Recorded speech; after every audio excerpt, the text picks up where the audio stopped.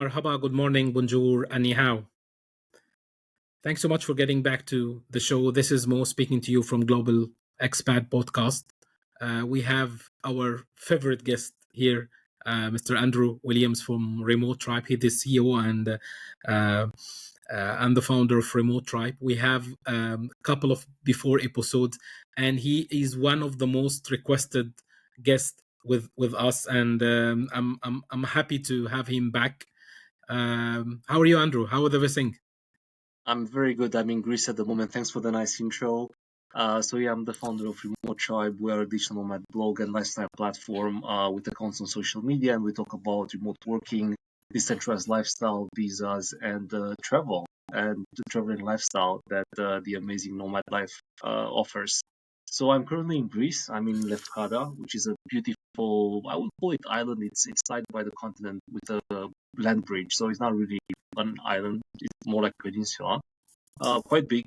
It's going to take a few hours to go around it by car. It's very touristy, I would say, but it's not one of the main ones. So you still can find some nice places, like where I'm right now in a beautiful remote village. Wow. It's super nice. And the internet is pretty decent. I mean, the fiber is not that great. I've got both 5G and fiber, but the 5G is well spread on the island, so you've got signal almost everywhere, even on a boat. I'm going to tell you more about that later. But yeah, I mean, I think the infrastructure in Greece is pretty good when it comes to airports and the 5G. And also the roads are pretty good on the island, so everyone rents a car here or a scooter or a motorbike, and then you can just hop from one place to another. Yeah, I mean, I still remember our last show. It was from the beach. Which beach was this? Do you In Tenerife, remember? I was in Tenerife, so that was in the Tenerife, Canaries. yeah. Yeah, I mean, I got a lot of people asking about where is this beach? Where this? I didn't mention it. I didn't mention it in the so it was. There's a We'll lot leave of a people who comment. was asking. Yes, yes. So it's like, Yeah. I mean, your background looks amazing, and I think the weather is a little bit chilly. You have a lot of. Yeah. Oh, okay, Yeah, okay. unfortunately, so this September was quite windy. I've been here Mm. for almost 2 weeks. The first 2 weeks are okay, but since a week ago there was a big storm, and now we've got like 19 degrees, between 19 and 22. So September can be a bit chilly. I think this is a special September. It's not like that, but it can rain and temperatures go down.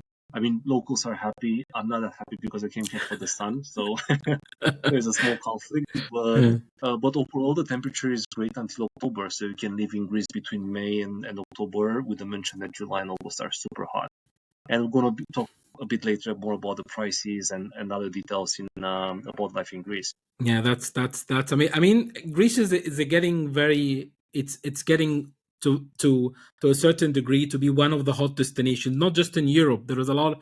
I mean, things happen in Portugal. There's many uh, problems, especially with the visas, residency, and over tourism in Portugal. So, I mean, I think that Portugal is the other side of Europe is Greece, and it's Hmm. one of the and it's not just it have many places to stay. It's not just Porto and Lisbon and the other mid-sized cities in Portugal, but Greece is, I mean, each island is could be like a city, so you have plenty of places to stay. Yeah. There are a few big islands, and just let's start with the beginning more. So I was in Athens for a few days, and I've heard a lot of Americans there. I don't think many of them were tourists. There were also probably a lot of them on the Golden Visa program. So there is a lot of English speaking people here from the US and the UK, and that's a sign that people are moving to Greece for the quality of life and the decent prices and the Golden Visa. When it comes to living here, so I think the probably the best places to work from or to live in are maybe like Crete, maybe Lefkada where I'm right now, maybe Corfu, and obviously on the continent, so around Thessaloniki and the coast. I don't know about the small islands; they're quite remote, to be honest. So I wouldn't be working from there. I don't know how the 5G situation is. It's probably covered, but I wouldn't risk it. So places like Milos and probably Naxos is okay, but other small islands like I don't know, Milos and other ones that are in the center or close to Turkey and Cyprus, they might be a bit too remote. So I'm guessing like foreigners come to live mostly on the continent and some of the bigger names. I mean, Crete is already busy with like Europeans retired there. So I would advise people to check for communities of expats. The small islands are pretty remote, so you might want to look at places like again like Kadabrit, Corfu, and maybe Halkidiki as well. We should invest together and get Starlink so we can work from anywhere. Yeah, I think Starlink is now The available menu, the in many mini virgin. places. Yeah, and just to add to that, I was on a boat, so I've done a boat trip somewhere in the Union Sea around Lefkada, and I was able to work a few hours a day. I would say maybe 2 hours and check my emails, do some creatives, do some phone calls. We had a 5G hotspot on board, and it was great. Like the connectivity was fantastic, so there was no need for Starlink. We were in between islands, and yeah, the 5G was great. So I had absolutely no problems with video calls and stuff like that. So depending on the area, you might be very well covered or not, depending on the local service. Yeah, that's amazing. I mean, always being having connectivity, especially in the boat and a very, you can say, semi-remote areas, that's opened the opportunities to a lot of things you can do. You don't have to worry about doing some stuff on the internet or just being connected. I mean, sometimes it's much better to cut off all the connection and just enjoy the nature.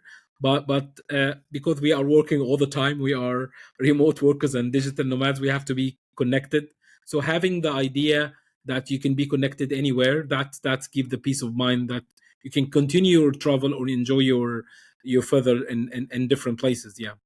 Yeah, So so some I think some places in Europe have connectivity even around the shore, like 4G, 5G, and that's great. And if you wanna go even more extreme, you probably can get a Starlink, like a mini Starlink on the boat. And if you're more far away from the shore, then I guess you can roll from there as well. But it is possible if you're close to the islands if you're without Starlink. Yeah.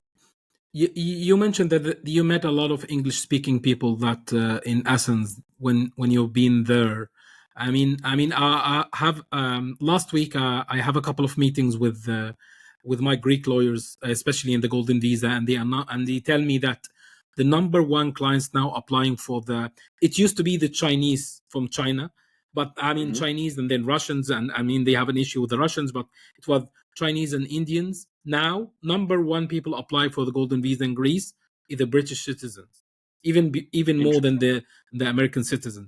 Do you think that because of the uprising or the current of problems that happened in the UK in the last couple of um, months, and also the change of the government, there will be more British citizens who would like to explore other options, especially in the EU, and Greece will be one of their destinations. What do you think about this? Yeah, I think it's true. So I think because of the cost of living crisis that have started going on since 3 years ago, I think people in the UK started to look over other options in Europe. Also Brexit, they had no more right to work in the EU.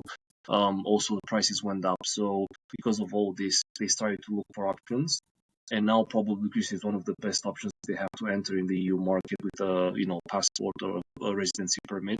It's not cheap, as we're going to discuss, but it's still a good option for them. And I think now with the new Labour government, I think all the rumors about the increases in taxes, more people are thinking to move somewhere else in Europe. I mean, in Europe, taxes are not actually lower; they might be higher, but at least it's probably the quality of life is better and it's cheaper to live. So all in all, could be a better deal. And yeah, it seems like the UK is a bit of an unstable place now, so maybe people are looking also for more stability and more options. Like in the EU, you've got 25 plus countries you can work in, vs just one, which is right now it's not in the best shape. I'm in the UK.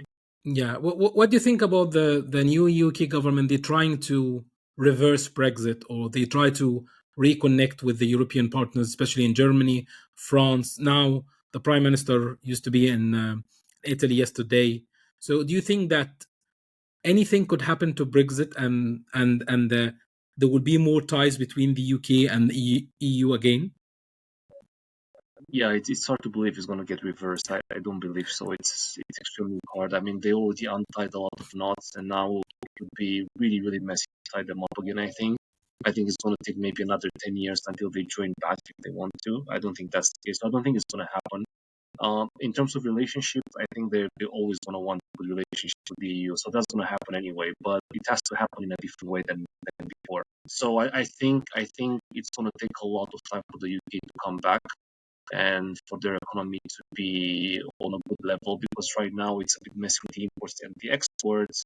The prices of food and other commodities are way up, and also utilities. So it's not looking good for a while, and I think it's going to take a few good years to come back to a good standard of living. We'll have to see, but it's not looking great.